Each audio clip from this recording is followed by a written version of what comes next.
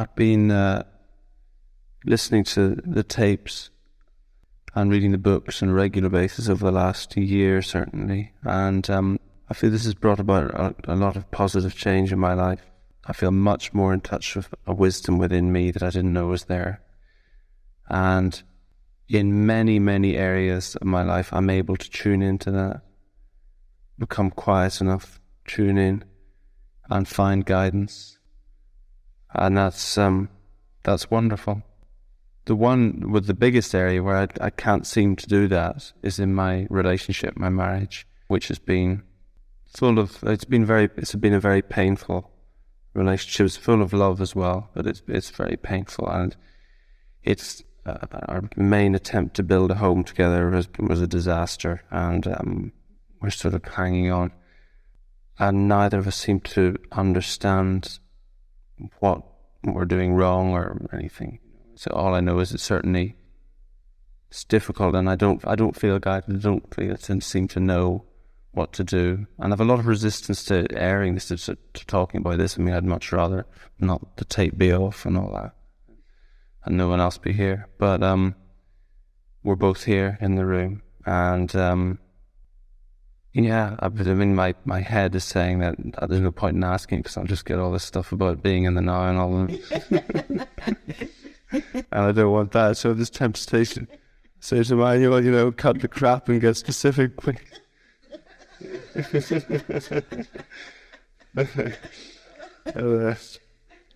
Right, okay.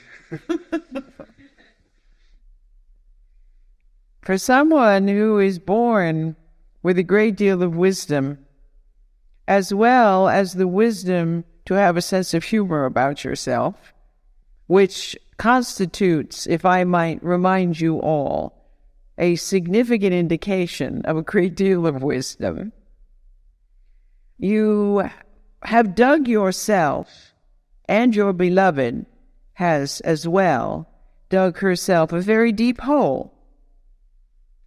And it seems as though you have continually contributed to the depth of that hole.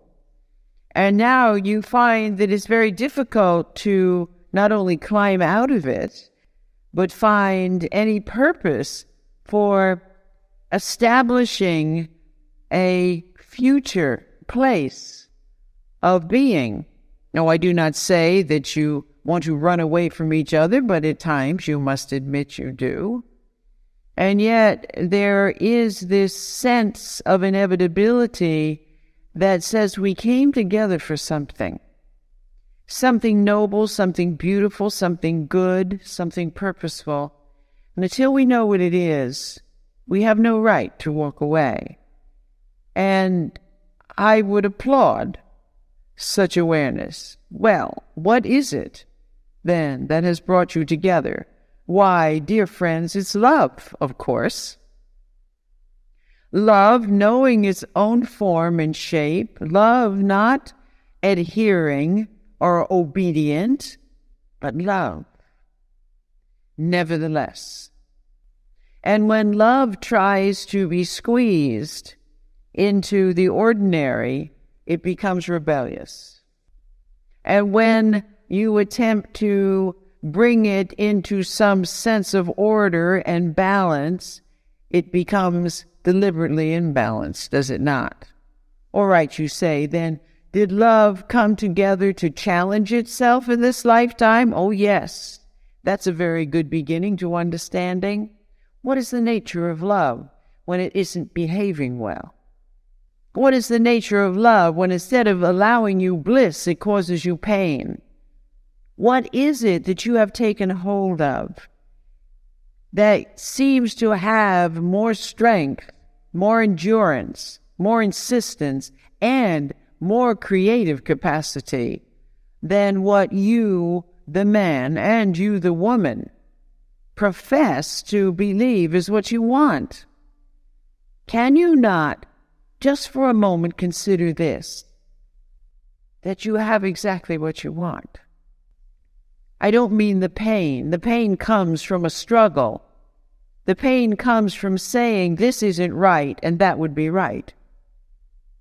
But if you could release, bear with me, preference, and perceive just what is, you might begin to perceive the magnificence of it all.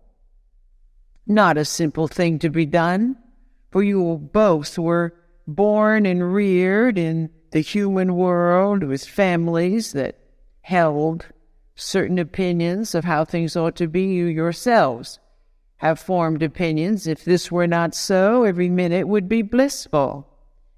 But there is expectation, as there is with all of you. And so become aware of your expectation, not in a punitive way. Dear ones, no, there has been enough of that. Not in self-punitive, nor in punishing the other, nor in moving to offer what seem to be well-meaning suggestions to the other about their incapacity to do this or that or the other thing. Seek truth just for yourself. You are the only one to know what is truth for you, but seek it for yourself. And allow yourself to release all the shoulds and shouldn'ts, all the ought not tos, with which you have buried, sometimes very deeply, the delight of your coming together. Now, what does coming together mean? Does it mean that you meet each other for coffee?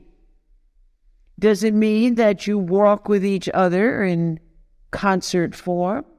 What does it mean? It means something quite different with every breath.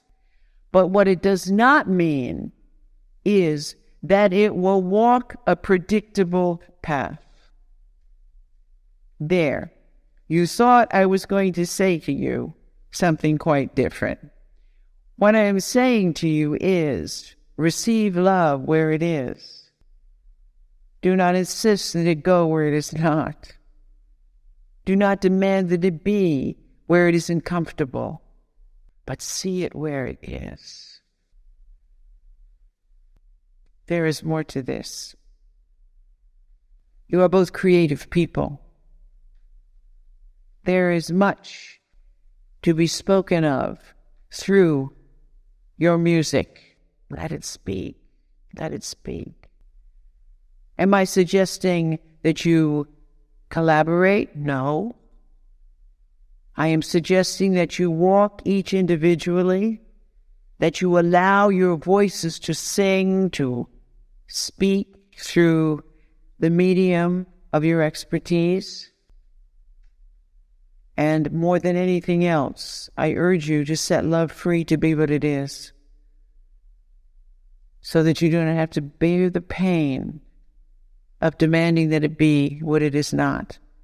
And though you think you hold an opinion of what it is you hold between you, you haven't given it opportunity yet to make itself known. And so the adventure begins. If you wish the adventure, to take the next step and then to perceive what is there, rather than just take the next step demanding or expecting or fearing what will be there. And if in human terms, human personalities clash, well, this is the nature of illusion, is it not? For that is what a human personality is. It's the costume. What does one do of the clashes? One sees the love that's there. Look only for the love. Or, as I said to you before you entered into the human world, remember, look only for the love. Look only for the light. Look only for the truth. Let all the rest go. For fear will divert you at every turn if you allow it, and pull you back into the deep pit of discontent and disharmony. But there is no such thing as disharmony when there is love allowed to be just what it is, with no demand, no expectation, no limitation. Do you see? Do not require any of you that love be sane and well-behaved.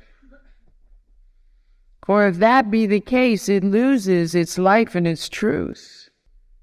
And again, that does not mean that you must anticipate endless conflict unless you allow human personality, historic self, to lead the way. And if you allow historic self to lead the way, expect nothing but conflict.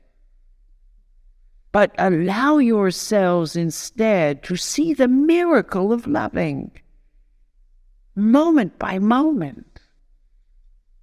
It is an unspeakable miracle. It is the creator of all things and all things that are created. It is eternity spinning before you. Two souls of all the vastness of eternity come to find each other in this particular time and space. Notice I did not say two human personalities, two souls. Love called and love has responded. Do not allow fear to tell you the nature of the response or how it is supposed to manifest. Sometimes love comes together with itself just to say hello and have a cup of tea. Sometimes love touches itself for an eternity of existence to come again and again and again. Sometime for a long and wondrous marriage, some time for a brief and tempestuous affair. It is all the same nature. It is love. It is the mind. It is history. It is society that tells you how it ought to behave and what should become of it. How can society know? How can an accumulation of fearful people placing rules and regulations upon a miracle have any wisdom about that miracle at all? Fear steps in and says, if I let myself be that cavalier with this love that we hold, there will be no keeping it. It will fly away. Only if it must. And if it must, you cannot stop it. And if it must, and I am not saying it must, but if it must, and I speak to all of you, watch the miracle of the flight and hold in gratitude the wondrous coming together, the oneness again manifested in the world of fragmentation. That is no small miracle. Though I also want to remind you not to cling to it, for unless you release it, it cannot be free to fly back again. He says there are songs in you. Write them.